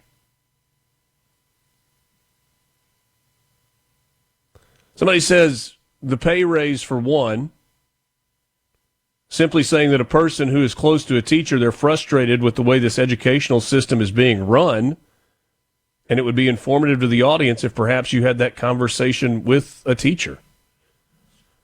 Well, we can do that. We've talked to a lot of education-related people. This isn't always the best time for a teacher to jump on the show, as, they're teaching. But, again, Lance and I were talking during the break, and he made an observation, and you may agree with this or you may disagree with this. I'm just going to say we, individually, are concerned about the things, or most concerned about the things that matter to us individually, for our families, for the people that we're close to, be it friends or family. And you can go with a million examples for that. There were municipal projects across the state of Mississippi that were important to local communities that were not funded a year ago. And there are a lot of people that got their feelings hurt, and there are a lot of people that were sad about that. If you work in the university system, if you work under the IHL umbrella, let's say you're Glenn Boyce, let's say you're Mark Keenum, and you want to give your people pay raises, your teachers, your professors, your staff members pay raises so that you can remain competitive with people who are trying to poach your best professors. And when I say people, I'm talking about surrounding states that pay more. That is the issue that you are most concerned with. If you are Luann Woodward and you are running the University of Mississippi Medical Center and you are trying to raise $250 million to fund a cutting-edge cancer center, the issue that you are most concerned about is the allocation of funds that the legislature may or may not give you, and how much for the construction of that cancer center. Here's what the legislature does not have the luxury of doing. And again, I know you may be listening going, Richard, the legislature does not need to be defended. Well, I think they do in this case. And you don't have to agree with me. That is perfectly fine for you to have a difference of opinion. The legislature does not have the luxury of being single-minded in their approach to funding. There is a budget, and there are certain things that have to be funded regardless of whether you want to do it or not. And so then you look at your budget and you're like, all right, we have to pay for these things in the same way that you have to pay your house payment every month. If you don't, the bank will come and take the keys. If you have a car payment, you have to make your car payment on time every single month. If you don't, the repo man will come and take your car. There are things that you have to pay for. And then after you pay for the things that you have to pay for, then you decide what are the things that you want to pay for. And you prioritize those things. And you can either spend all your money on the thing that you want the most and not get anything else that you want, or you can try to kind of spread it out so that you get a little bit of a few of the things, or several of the things, or maybe a little bit of all of the things that you want. But you don't have the money to do all of it. Michael in Pontotoc says, you're not endearing yourself to teachers, but you express the hard truth. Where's the money going to come from? If I'm not endearing myself to teachers because I am not standing on the table and banging my fist and saying, give them more, give them more, give them more, then I apologize for not endearing myself to teachers. I don't know how I can be any more clear when I say yes, I believe that teachers are underpaid in Mississippi. And yes, I believe that teachers deserve a pay raise. But yes, Michael, the question is, how do I pay for it? How do we pay for it? How does the legislature allocate for it and pay for it? Again, they are increasing the K through 12 budget $165 million this year and are committing to pay that amount in perpetuity going forward. That's not nothing. $2,000, maybe it's not enough. Maybe it doesn't go far enough. Tell me where you should cut. Because going back to the budget, again, looking at this. All right, so K through 12's getting a 3.6% increase to their budget. Medicaid budget's going up 16%. Do we want to do that? Nope. Do we have to do it? Yes. Health Department lost 3.5% of their budget allocation. Department of Human Services lost 32%. Mental health went up 6.5%. Corrections went down 4%. Universities are basically level funding a year ago. They got $3.5 million more this year. So universities also educating young people in our state, some from our state, some from outside our state. They get a $3.5 million budgetary bump this year. K through 12 gets $120 million. $121 million. Community colleges are up $51 million this year. That's a 17% increase. Public safety goes down 8.5%. You think Sean Tyndall's excited about seeing an 8.5% decrease in his budget for the Department of Public Safety when he's trying to put highway patrolmen on the road and trying to protect the citizens of the state of Mississippi? So, the larger question is, if you say $2,000 is not enough for a teacher pay raise, okay.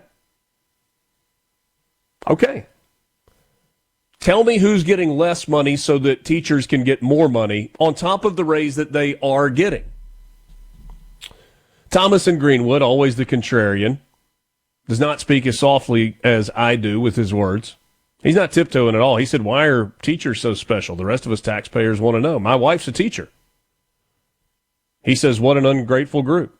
School superintendents are overpaid. That's another message that we get on the C Spire text line. I would agree with you. Some are. I would also submit to you that some superintendents, based on the way their districts are performing, are actually underpaid. Richard, please wish all the physicians in Mississippi a happy National Doctors Day. We appreciate all they do to help our citizens each day. I was unaware that today was National Doctors Day.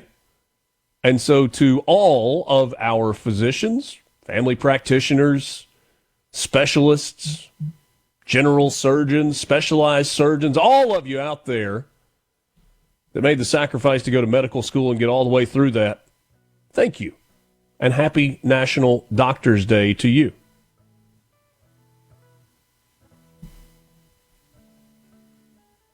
Debbie says, I'm a teacher. Your conversation is not hurting my feelings. To be honest, a $2,000 a year pay raise amounts to $166.67 a month before taxes. She also says there are too many superintendents.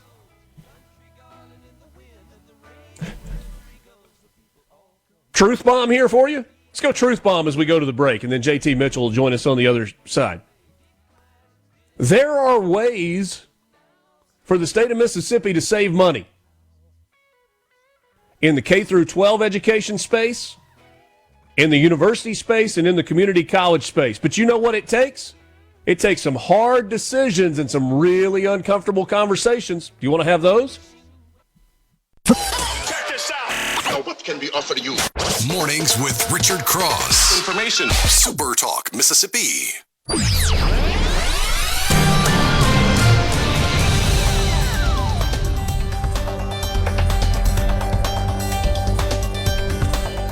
Glad to be with you on this Monday morning. Today's the 30th of March. Richard Cross, Lance Tolbert, and JT Mitchell now from the SuperTalk Mississippi News Team. I want to let you know that on Wednesday, middays with Gerard Gibbert, will be at the Trade Mart in Jackson for the Skills USA competition. The competition features students who compete in different skill-based areas, including welding, carpentry, and masonry. This event is hosted by Build Mississippi. For more information, go to buildmississippi.com.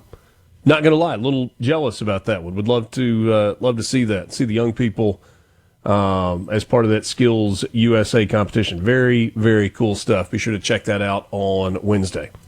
JT, I want to read one thing to you from a national headline standpoint. We don't have to talk about it necessarily anymore, but there was a post from Donald Trump this morning on Truth Social. I can't decide if this should give us a confident feeling that the war in Iran is winding down or should scare us to death. Here was the post.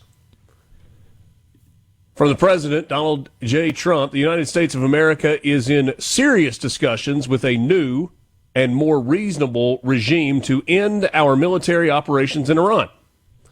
Great progress has been made, but if for any reason a deal is not shortly reached, which it probably will be, and if the Hormuz Strait is not immediately open for business, we will conclude our lovely stay in Iran by blowing up and completely obliterating all of their electric generating plants, oil wells, and Karg Island, and possibly all desalinization plants, which we have purposely not yet touched.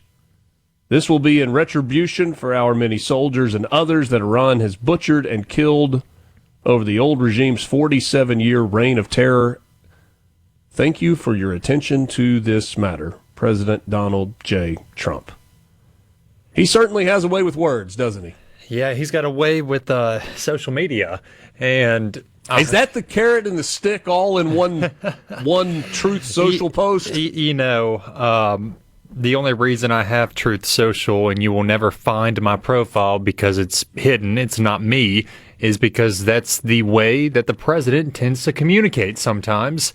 And as a reporter, you have to see those. Mm-hmm. And if you listen to the top of the hour of your program, first it's Fox News with the national report, and then it's our team at SuperTalk News with your localized reports.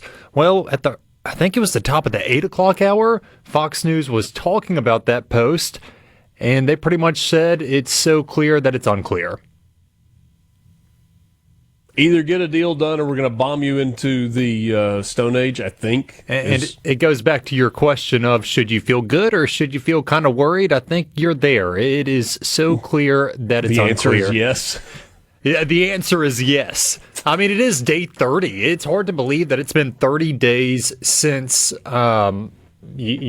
got word of the U.S. and Israel attacking Iran. And here we are a month later. Mm-hmm. Here we are also at the end of the legislative session for 2026 for the state of Mississippi. We've talked a lot about budgets this morning. Josh Harkins joined us, chair of the Finance Committee on the Senate side of things, and I thought some good information there. You've been following this pretty closely over the weekend as the two chambers have been working on and off through the weekend, gavelled back in, I think, at 2 o'clock yesterday afternoon and had a pretty significant and long session yesterday. What do we know? And that's right. They gavelled back in at 2 p.m. yesterday. And I'll tell you, Senator Harkins came in here and said that this year was easier. This year, they started working on the budget earlier. It was smoother. Whatever adjective you want to throw in there, it was better. Because, as a reporter, it was better for me. I didn't have to track all weekend long. They left for a little while, and then they came back yesterday at 2 p.m. and just started crushing through these appropriations measures. Of course, the entire budget is not done, but it's pretty dang close. It really is, and you guys have been sifting through it all morning long. But, of course, the big headline from yesterday was the education side. This is a roughly $3.3 billion facet of the entire budget, which I believe is going to round out at about $7.4 billion. And so yesterday what happened is, honestly, I was expecting them to get in there and just finish up the education piece, and I would come on today and say, teachers, your pay raise is going to the governor's desk. That's not technically what happened, but all signals show that teachers out there will be receiving a $2,000 pay raise. Yesterday, the Senate got in there and they passed the framework. They budgeted for the raise. The House did not. The House said that they hadn't seen it completely yet, but it will be done today. And let me add to this, because I've not seen this in any of the reporting that your team at SuperTalk News has done, or any of the other outlets that cover the state. Josh Harkins confirmed that this also includes a $2,000 pay raise for community college and university professors and teachers as well. All of the headlines have been about K through 12. This is educators from kindergarten all the way through the collegiate ranks in Mississippi. Understandably, and yes, he's right. They budgeted yesterday for community college professors, university professors, to get that $2,000 supplement as well. But they also did and the budgeting is different. The teacher pay raises is with the Department of Education budgeting. Right. And then when you talk about the JUCOs, the universities, that's with the IHL budgeting. They also budgeted for a $2,000 raise for professors and adjunct professors at the University of Mississippi Medical Center. Okay. I'm really interested to see the piece on the Cancer Center. What the allocation is out of CapEx funds to move forward with that project. UMMC has through its fundraising arm, through its foundation and staff, raised about $100 million. Yep, it's about a $250, maybe a $300 million project when it's all said and done. How big of an allocation the state makes is going to be fascinating to me, and in something that clearly the state of Mississippi desperately needs. Yeah, that's one of the questions that will be answered soon. I mean, Jason White, the House Speaker, he told his colleagues yesterday he expects everything to be good as gold and done by Thursday, and they'll be home for Easter. So we're going to get those questions answered, because you're right, UMC has raised a bunch of private money. Our good friend C-Spire of the C-Spire text line, they made a huge donation to that project. Lots of people have made similar steps to help get that project off the ground. Now, will the state come through and help them get it fully off the ground? We'll see. And some other questions that we're just waiting to see hammered out. Of course, you guys have talked about how Medicaid is more of an expense this year. PERS, that's some money that's being set aside as well. I think a PERS funding bill died 6 times this session, but Daniel Sparks substituted his language and got it through a conference report, and it passed both chambers, and that's a $500 million investment this July, an additional $50 million investment for the next 10 years. That's $1 billion. And some money is being spent, and when you spend money, you have to think about everything else that you might want to save on. I can't help but wonder, when you look at that, if that's the best way to spend $1 billion. I know the unfunded liability is massive, but it's not due today. Does it make sense to try to whittle that down over the course of a decade? But if you only throw $1 billion, if you only allocate $1 billion over the course of a decade to a $26 billion unfunded liability, was that the best allocation of $1 billion? And that's your job to discuss that. I just report the news, right? There you go. And it is $1 billion over 10 years, but it's a $500 million immediate payment. So it's a lot of money. And Senator Dennis DeBar said yesterday that because of PERS and because of Medicaid, that's why we settled on the $2,000 figure for teacher pay raises. And as you're talking about now, university, JUCO, professor raises. I guess my larger question, and again, this is just kind of putting it out there, is are you better covering whatever the shortfall is on an annual basis versus trying to make the entire program solvent? I don't know.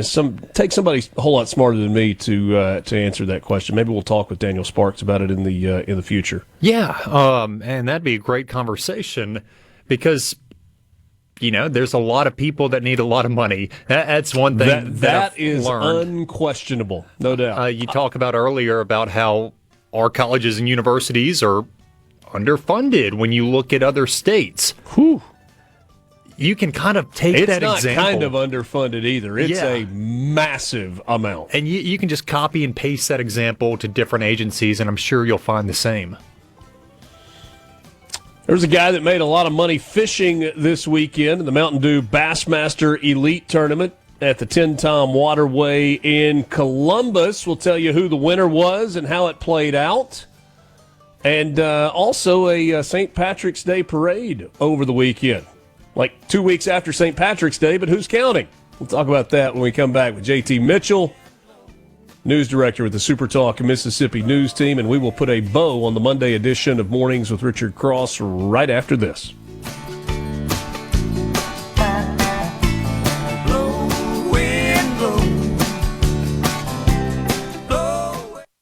From the Venable Glass Traffic Center. Mornings with Richard Cross. The monitor switch lets you hear Breaking news. Super Talk Mississippi.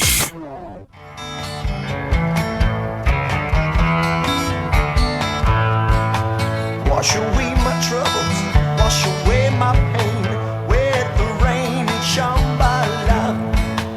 Wash away my sorrow. Giving you 1 week notice. Told you last week, so it was 2 week notice then. If you want to watch all of the coverage of the Masters, and there's a lot of option available, you need to either download the Masters app, which is quite good, or make sure that you have Paramount Plus, in addition to CBS Sports, or CBS, because that's where all the coverage is going to be. There's going to be coverage that is available on the Masters app and on Paramount Plus that is not on traditional CBS television. If you want to watch that, you should do it. And then ESPN's got coverage also on Thursday and Friday. So you have to have 4 different ways to watch? Yeah. That's why I'm giving you a week's notice. If you want to watch it all, the easiest way is the Masters app. It's got all of it in one place. But if you want it on your big television and not on the app, or you can't, stream through your television or whatever, then perhaps you should make plans accordingly. Start texting your friends. Get the logins. There you go. Bass fishing this past weekend. We had the Bassmaster Elite Series event in Columbus. We were there on Wednesday of last week, and it was a lot of fun. It was really a cool event, and we have a winner. That's right. Drum roll, maybe? No, we don't have the sound effects ready, but it is Jason Christie, a 52-year-old from Oklahoma who thought he may be too old to be a professional fisherman. This changed his mind. He said, all these young bucks that got out there, I thought they were beating me. But then I came in, thought I had a 0 chance of winning. They measured me up, 58 2 ounces across 20 fish across 4 days, and he won $100,000. It's good work if you can get it.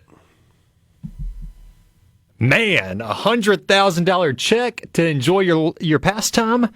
That's pretty fantastic. Good. Yeah. That's pretty good. So he had 58-2, Dakota Ebear, 55-13 in second, John Garrett in third with 54-15. And I saw somebody on the text line say, stop talking about the budget. Let's talk about bass fishing. Well, we got you covered. There you go. Jason Christie is the winner of the Bassmaster Elite on the Tin Tom Waterway, and it was a big deal. You guys had a great remote out there last Wednesday, and what I thought was telling was that Bassmaster says, we chose Columbus for a reason, and because of that, Columbus should see an economic impact of up to $1 million from this weekend alone. Yeah, really significant there.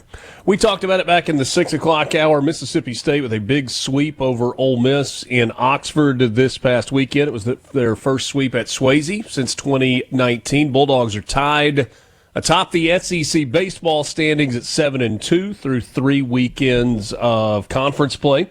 Southern Miss won 2 out of 3 at home this weekend from Appalachian State. They are 5-4 in the Sun Belt at this point, have won consecutive series after losing. Is that right?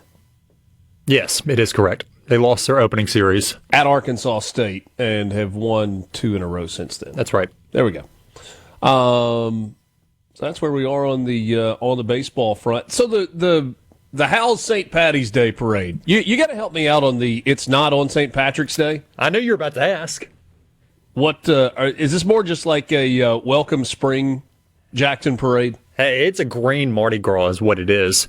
But a green Mardi Gras. That's right. That's exactly how you describe it. It is very Mardi Gras-esque, but you also after have Mardi Gras the and St. Patrick's after St. Patrick's element. Okay. Now, everybody who moves to Jackson asks me, why the heck is it not on St. Patty's Day? I mean, the rest of the country celebrates St. Patty's Day well before. But the reason is... Did they turn Ross Barnett green?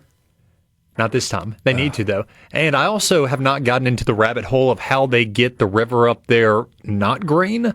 Maybe I'll do that tonight at 1 a.m. Well, the water keeps moving. They don't, they only put the green dye in it there to and then temporarily what's it do it. It just keeps going? And so it's... Yeah, I mean, it dissipates. Okay. Fine, Richard.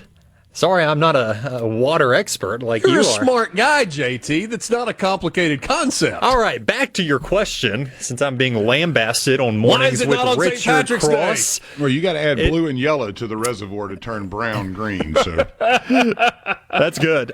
So the Howell St. Patty's Day Parade is intentionally held on the 4th Saturday of March for a couple reasons. Number one, to avoid conflicts with school's spring break. Part of it is a children's parade. They want the kids there. Okay. To accommodate the schedules of the Sweet Potato Queens, who make an appearance every single year. You got to have them there, the Sweet Potato Queens. Vitally important. And then you can't have it on a weekday. It has to be on a Saturday, and it has to be on a Saturday where everybody can come. It's the state's largest parade. Tens of thousands of revelers every year. I went a couple years ago. I didn't go this year. I had bigger duties. But I will say, went to church yesterday downtown. Not a single piece of trash. The city cleaned it all up before daybreak. Well done. Palm Sunday yesterday, Easter Sunday this coming week. Holy Week activities probably available in your local areas. Hope you'll consider taking part in some of those. JT, thanks as always, my friend. Thanks, Richard. I'll go study water. Appreciate you. Lance Tolbert, have a wonderful Monday. Yes, sir. See you tomorrow. Thank you, friends. We hope you have a great day as well. We'll do it again tomorrow, starting just after 6. Mornings with Richard Cross. A SuperTalk Mississippi media production.